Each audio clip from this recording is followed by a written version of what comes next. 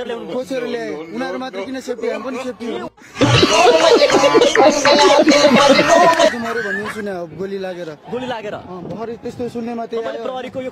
खोसेर ल्याए उनीहरू मात्र किन सेफ्टी हामी पनि सेफ्टी हो हुन लाग्यो देशमा कहाँ जाँदैछ देश अब राजा आउँछ अनि देश परिवर्तन हुन्छ जबसम्म राजा आउँदैन तबसम्म यो फटाए केपी प्रचण्डे होइन शेरबहादुर यिनीहरू ठग होइन नेपालको पैसा लगेर बाहिर इन्भेस्ट गर्छन् खातेहरू हो यिनीहरू बुझ्नु भएन त्यही भएर यिनीहरूको एउटा बाउ चाहियो क्या बिग्रिन्छ नि त त्यसै गरी राजा अब बाउ बनेर आउँछ यिनीहरूको ग्यास त खाए यहाँ आउने जनताहरूले आज गोली पनि खान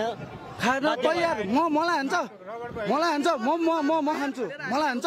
म खान्छु ल गोली खान म गोली खाएर यदि नेपाल राम्रो हुन्छ राजा आउँछ भने मेरो देश नेपालको लागि हो अरू केही होइन मेरो मलाई मार्छ